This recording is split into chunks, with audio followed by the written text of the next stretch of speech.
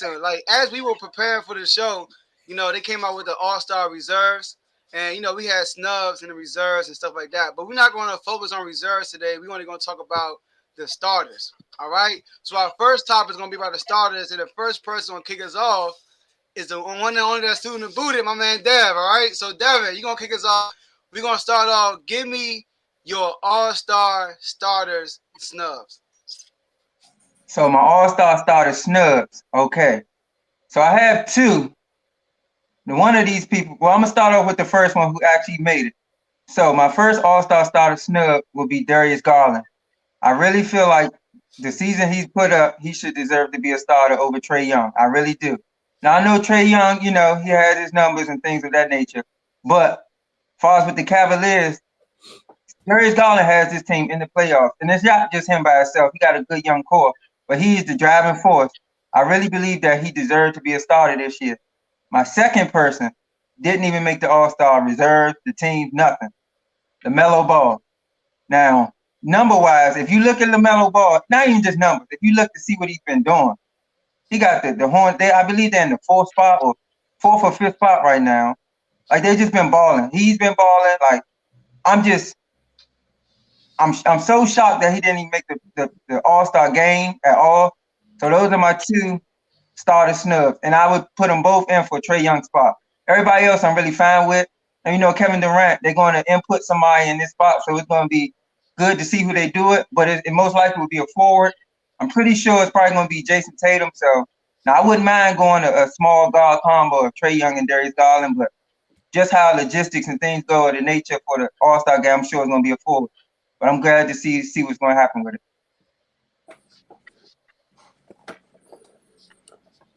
That's cool.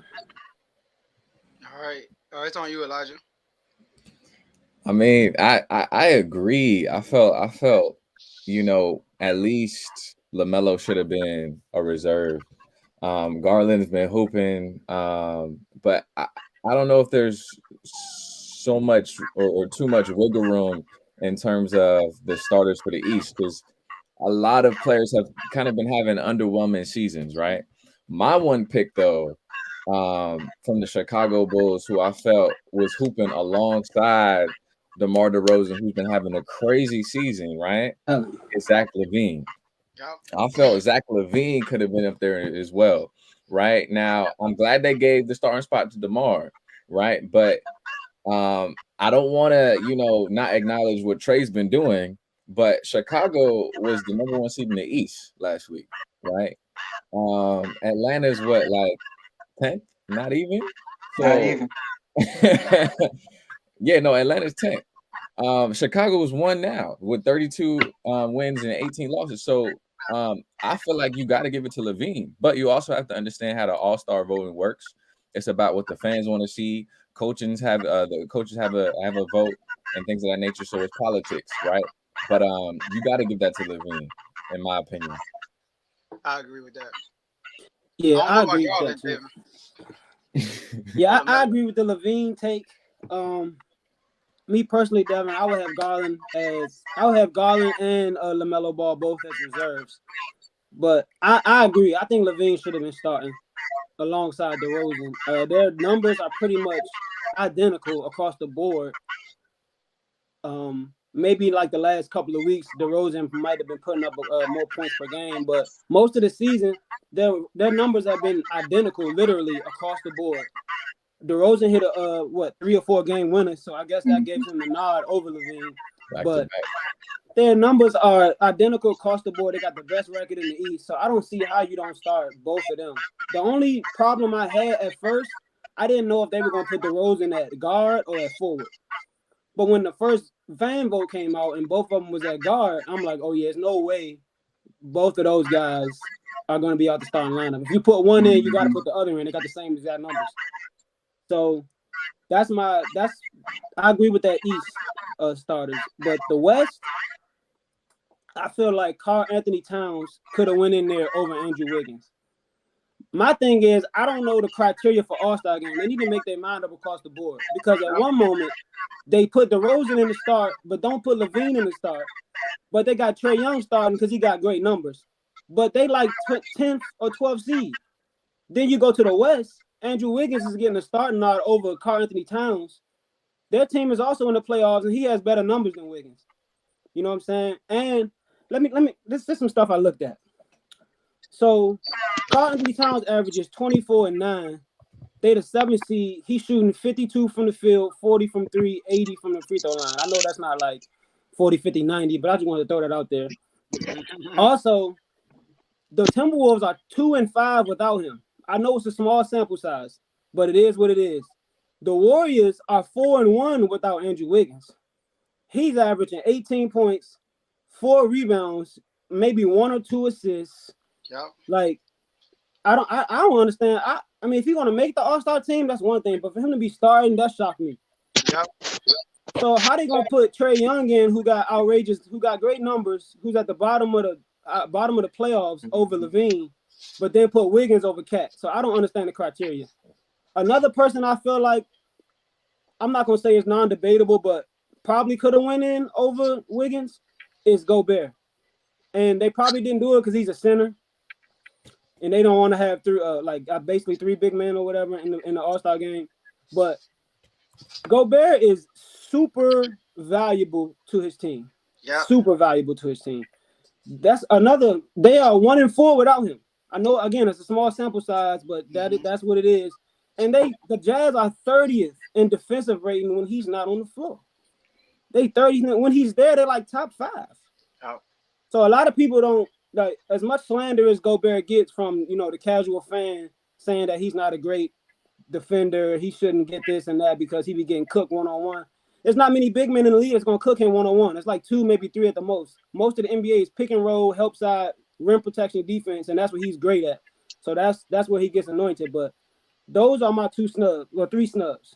Those are my 3 snubs. I feel like Cat and Gobert could have went in there. Mainly Cat over Wiggins. And Levine over Trae Young. Yeah, you could even make a my fault to jump in right here, but you could even make an argument for Luka. I forgot about Luka. Yeah, Forgot about the West. I got that. Yeah. Luka hooping right now, so I don't know what's going on with Wiggins. I seen Wiggins, I was like, what? That's crazy. See, the only thing about Luka though, I think Luka is in the front court. I mean, the back court. He's probably a guard. Yeah. He's a backcourt. He's backcourt. Yeah. Listen, I agree with some of y'all, and then some of y'all didn't. Listen, all right, Darius Garland, LaMelo, they both should have made it as reserves. They like LaMelo and first of all, Garland.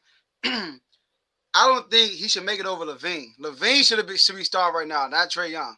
Trae Young, when they came out with the announcement with the All-Star, Trae Young and the Hawks with a 12 seed. Mm-hmm. They were the 12 seed. Like, come on. And Zach LaVine numbers are identical to the DeRozan for real. They got the same numbers for real, almost. LaVine should have been starting. They were the number 2 seed when the All-Star numbers came out. And like Elijah said, most of the season, most of the second half of the pre-All-Star break, they were the number 1 seed for real. They were the best team in the East in the first half of the year so far, in my opinion. So that's that. Now, so I would say the biggest snubs is Zach LaVine in the East, right? Everybody else, I'm cool with. I'm cool with Coach KD. I'm cool with Giannis. I think Giannis, KD, Joel, and DeMar were like no-brainers for everybody. Locked in. Right? And then Trae Young was – go ahead.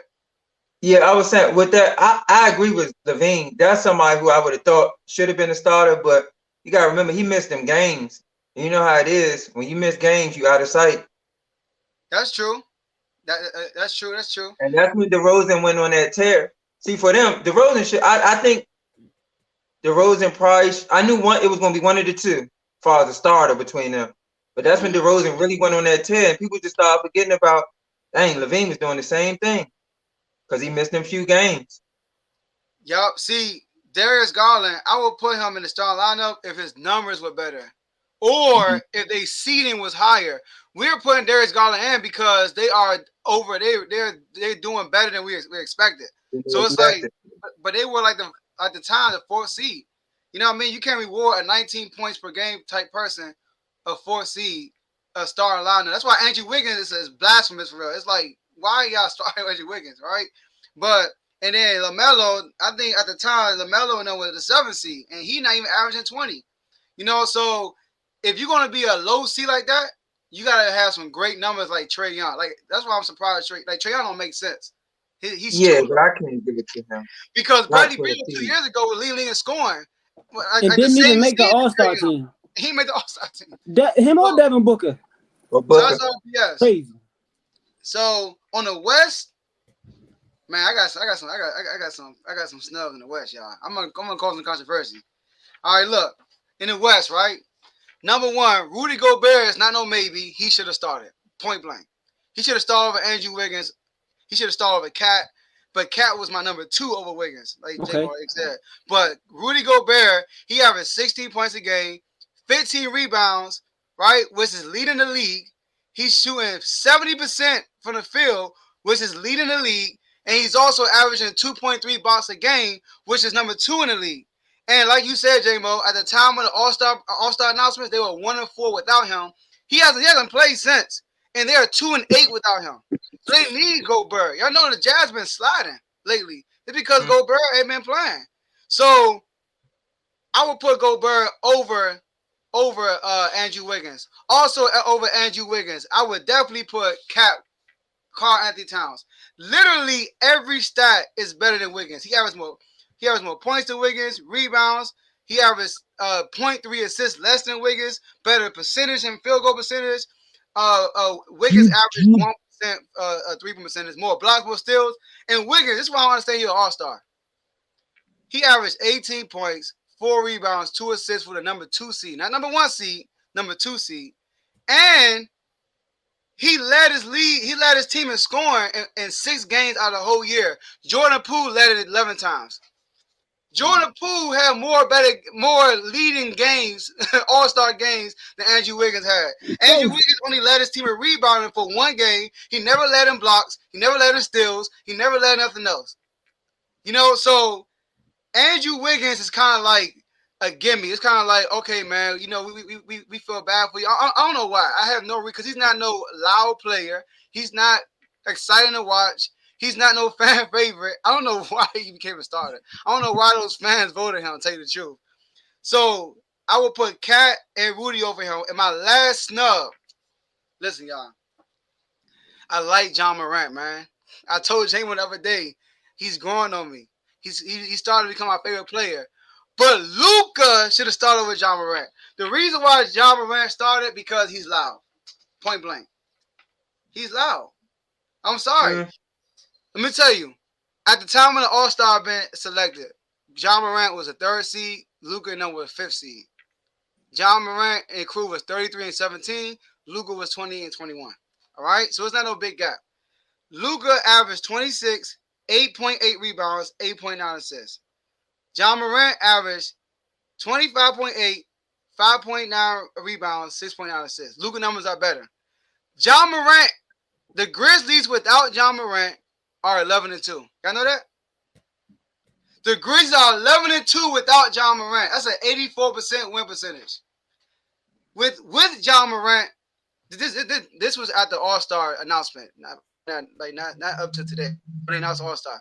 With John Morant, they are 21-15.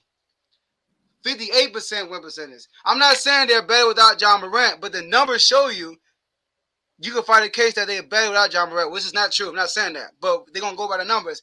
Luka, when he doesn't play, they're 6-9. Y'all see the Mavericks? They don't got a good team.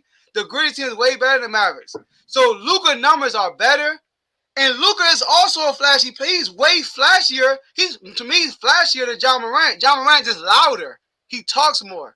Luka don't talk as much as John Morant. I ain't John with you on that I one, don't know about that. John Morant, no. Okay, here's the thing. John Morant has moments. He'll have a block here. He'll have a dunk here. On a consistent basis, Luka is way more entertaining.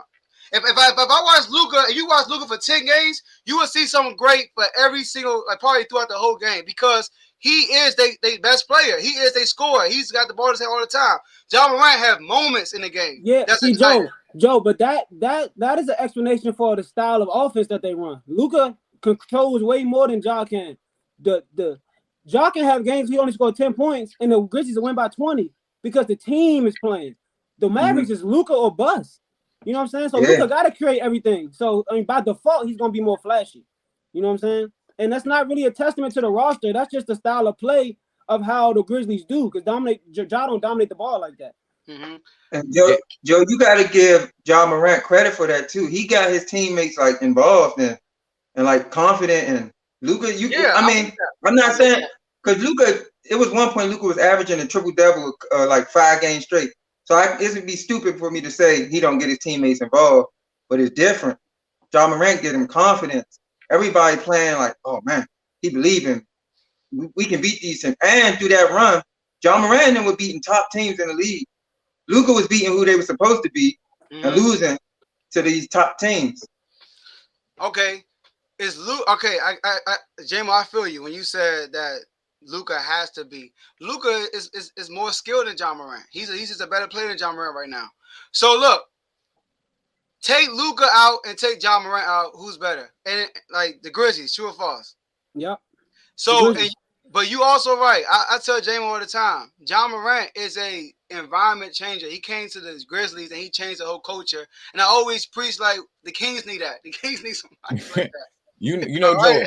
Another thing I feel like people know what Luka can do. Like we've seen it for the past couple of years, and right now, people love the underdog. They love the story attached to the Grizzlies and Ja, and we want to see the emergence of new stars. We want to see Ja go crazy. Now, consistently, some games he'll fall off, right? But like you're saying, he influences the team, and the team does well, and that's why I feel like I put him over Luka because Luka's not able to do that, right? Luka is a star in himself, but get Porzingis to get buckets, get Tim Hardaway to hit some threes. You see what I'm saying? So that's why you got to put the Grizzlies over them right now. Luka is balling, but you can't just be a one-man show. You feel me? Ja Morant is a point guard, Joe. He's a point guard, Joe, for real. I know he averaged 25, but if you need him to only average 10 points and just run the offense, he's a point guard. He was even mad that he got drafted second to Zion. He's a dog. Right. He's a dog. I got that. Now look, I disagree because Luka, right? His team does play better, right? When I look at the playoffs last year when they played the Clippers, did the Mavericks did not overachieve in that series last year? They definitely did. Tim Hardaway, and then I don't blame Luka for Porzingis' struggles. I don't blame Luka for that. I blame Who do you blame? I blame Porzingis for that. And then you got to also think about it. The Grizzlies were a playoff team before Ja Morant got there. You got to think about that too. So they were already a good team. Ja Morant, not a good team, but they were already like in contention of playoffs. And Ja Morant brings that extra spark. They was a playoff team before Ja got there? I don't know about that. The year before that, they was not. The 2 years before that, they were. But I'm saying they were on the cusp of making the playoffs, and Ja Morant, got them over the edge for real. Because the first year Ja Morant went there, they didn't make the playoffs. Ja Morant's rookie year, they made the bubble playing. They were actually going to make the playoffs straight up, but then as an AC, like I said, they were on the cusp of making the playoffs before Ja Morant got there. Now, I'm talking about his rookie year. I don't know if they before he got there. I don't know. They did, I believe, but you got to take into account Mike Conley was still there. Mike Conley was there the year before Ja Morant? Yeah, they got rid of Conley. Yeah. They got rid of Conley. Ja Morant rookie year. Conley first year was when Donovan Mitchell and Jamal Murray was going back. Yeah, because they still had decent players. But they got rid of Marcus Gasol and went to Toronto. They got rid of all of them because Ja Morant was coming. Yeah, they got rid of that. Yeah. So I would take Luka, but I get why they got Ja Morant. Exactly what Elijah said. He's new. He's something like we already expect Luka to do this. If Luka was new, just like Ja Morant, I think Luka would have made it. But the fact that we're used to Luka doing this, we expect Luka to do this. They're not going to put Luka in the starting lineup. But Ja Morant, he's doing better this year than he did last year. And the Grizzlies are also overachieving. So that's why people are putting Ja Morant in there, I believe. But if you just look at straight up what they're doing, I think Luka is an all-star starter. So let me ask this question then: Who's winning in the playoff series, Grizzlies or Dallas? I probably pick Dallas in the playoff series. You see Luka in the playoffs? In the series, I would pick Dallas too. I'll pick Dallas. Me personally, I think Luka is one of my favorite players in the league. Don't get it wrong. I think he is better than Ja Morant. I really do. and when playoffs, he come to show up. But what I think the point you missing, Joe, is as far as like fans, they see Luka running on the court, pouting some games, not giving his all some games. John Morant don't do that. He go out there, he play hard every single possession. So that stuff affects you. I mean, for voting and everything. And every year, Luka come in the season out of shape. He got the first 20 games. He got to play his way into shape every year. So y'all going, okay. Now he not making the playoffs because that. No, I'm saying like that. He probably started the year off slow. You know what I'm saying? And people remember that. I know it's you can't be inconsistent lately league, but starting off slow, they remember that. Yeah. By the way, Dino, they made the playoffs literally almost every year until the year before John Morant got there. So it was not no drought. So I don't know what he talking about with that one. All right, cool. So let's go to the next topic. They had a nice team too. You gotta keep that in contact. They did have a nice team. No, the Grindhouse. Listen, I'm not trying to. I don't want y'all to think that I'm trying to beat up on John Morant. I'm just telling you, I will put Luka above John Morant. But like I said, I like John Morant, man. He brings energy to that team. He changed the whole culture and all that stuff. You know, but the biggest one is Wiggins. Wiggins should never be in that All-Star lineup. Yeah. All right. So. Yeah. No question.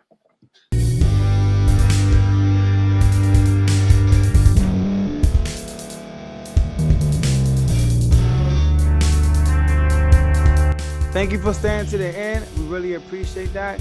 If you are listening to this on you or watching this on YouTube, we would like for you to like this video, subscribe to the YouTube channel, and hit the notification button so you can be notified next time we put out a video. If you're listening to this on Spotify, Apple Podcasts, iHeartRadio, Google Podcasts, etc., we would like for you to follow us on those platforms. Also hit the notification button so you can be notified when we're out. And last but not least, no matter what platform you're listening to or you're watching it on, share it with someone you know, and they could be part of the movement also. So thank you guys for listening, and we'll see you guys next time.